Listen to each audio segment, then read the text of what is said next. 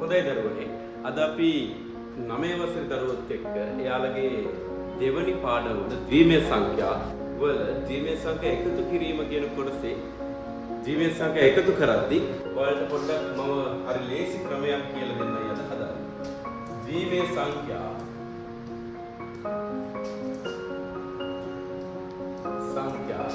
එකතු කරමු එකතු කිරීම මෙන්න මෙහෙමයි.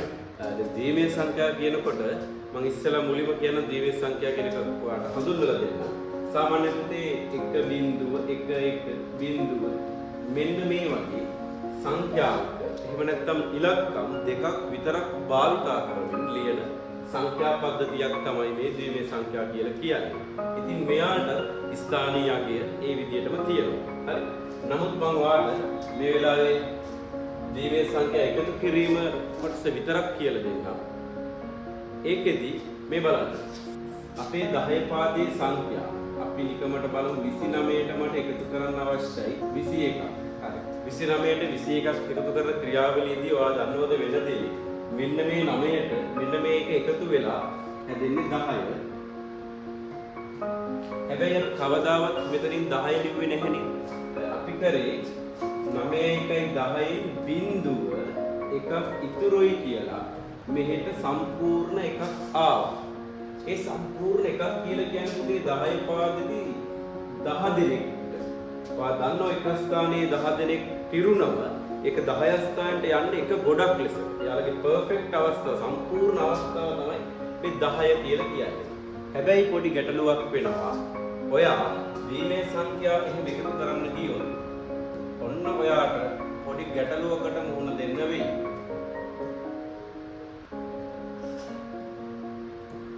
ඒකට හේතුව තමයි ඔයා දන්නවද 1 කෙනෙක් කියයි සර් මේවත් ගණන්ද කියලා 2යි කියලා. නමුත් පුතේ ගැටලුවක් අපි ඉන්නේ ද්විමේය සංඛ්‍යා පද්ධතියේ දැන් 1 කිසිම වෙලාවක 2 වුණාට ලියන්න බෑ. හේතුව 9යි 10 වුණාම ලිව්වේ නැහැ වගේ. මොකද ද්විමේය සංඛ්‍යාවල සම්පූර්ණ පරිපූර්ණ අවස්ථාව තමයි යම්කිසි ස්ථානයක දෙකක් ලැබෙනවා කියලා කියන්නේ. අන්න ඒ නිසා මම ඔයාලට මේකට ලස්සන ක්‍රමයක් කියලා දෙන්න හදන්නේ. දෙකේ ඉලක්කම ලියන්න එපා. එවැනි අවස්ථාවක කරන්න ක්‍රමයක් තමයි මේවා ඉගෙන ගන්න. අපි මෙන්න මෙහෙම කරමු. පුතේ අහගන්න 1 එකතු කරාම 2යිනේ. ඔයා 2 නෙවෙයි ලියන්නේ. ඔයා මෙන්න මේ 2 දෙකෙන් බෙදන්න. දෙකෙන් බෙදන්නේ මේ සංඛ්‍යා පද්ධතියේ ලොකුම අගය 2 නිසා. හරි. 2 දෙකෙන් බෙදුවම 1යි. ඉතිරි බිංදුවයි. මේ ඉතිරි කියන එක තියෙනවා. කියලා හිතන්න. හෙට බෙදීමේනවා බෙදුවම 2ට 2 සම්පූර්ණ 1යි ඉතිරි බිංදුවයි. ඔයා මෙන්න මේ ඉතිරි බිංදුව තමයි මෙතනින් ලියන්නේ. සම්පූර්ණයෙන් තිබිච්ච එක ඔයා එහා පැත්තේ ස්ථානයට ගෙනියන්න ඕනේ. අන්න එක. රයිට්. දැන් කියනවා 1 2 වුණාට අපි ලියන්නේ බිංදුවයි ඉතිරි 1යි කියලා. ඊට පස්සේ අපි කියනවා 1 එකතු කරා පුතේ 3යි. දැන් 3 ආවොත් ඔයා දන්නවා ද්විමේය සංඛ්‍යාවල 3 ලියන්න බැහැනේ. එතකොට ඔයා මං අර කිව්ව ක්‍රමේ කරලා බලන්න. 3 ආවොත් ඔයා දෙකෙන් බෙදන්න. කවුරු ආවත් ඔයා බෙදන්න ඕනි දෙකෙන්. 3ට 2 ඒවා 1යි. ඔන්න පුතා ඉතිරි වෙනවා කොච්චරද? ඉතිරි වෙනවා 1ක්. මෙන්න මේ ක්‍රමයට අනුව ඔයා ඉතිරි වෙච්ච එක මෙතනින් ලියනවා. අර සම්පූර්ණයෙන් තිබිච්ච එක මේ පැත්තට යවනවා. දැන් ඔයාට වැඩේ පැහැදිලි.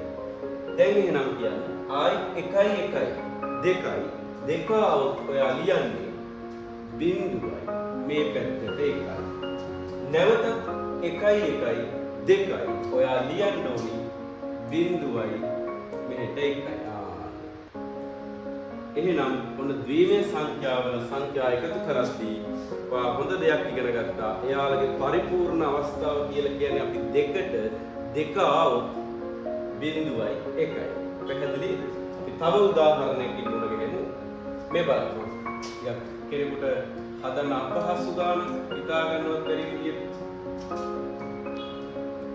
ඔයා මේ ගානට උත්තරේ ලියන දරුවෙක් නම් මන් දන්නවා ද්විමේය සංඛ්‍යා දෙකක් එකතු කරයි. ගේමක් එක්ක.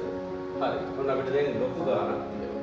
පුතේ බලන්න 1 එකේ පහ එකතු කරාම 5යි. 5 අපි මෙතනින් 5 ලියන්නේ නැහැ. එතකොට ලියන්නේ හැටි බලමු. 5 බෙදන්න 2කින් 5ට 2 ඒවා 2යි. ඔයා දන්නවා ඉතිරි වෙන්නේ 1යි. පැහැදිලිද? 5ට සම්පූර්ණයෙන් පුතේ 2 ඒවා 2යිනේ. ඉතුරු වෙනුනේ දෙවරක් 2 4යිනේ. එකක් ඉතුරුයිනේ. අන්න ඒ ඉතිරි එක නේද අපි මෙතනින් ලියන්නේ.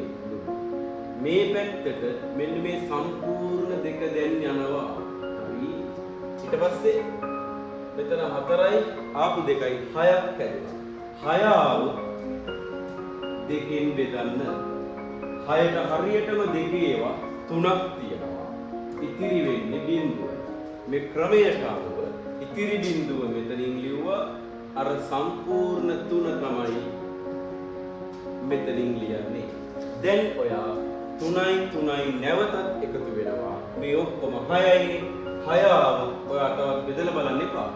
බිංදුවයි මෙහෙට 3යි. 3යි 2යි 5යි. 5 ආවොත් මේ තියෙන්නේ 5 ආවොත් 1යි ඉතිරි 2යි.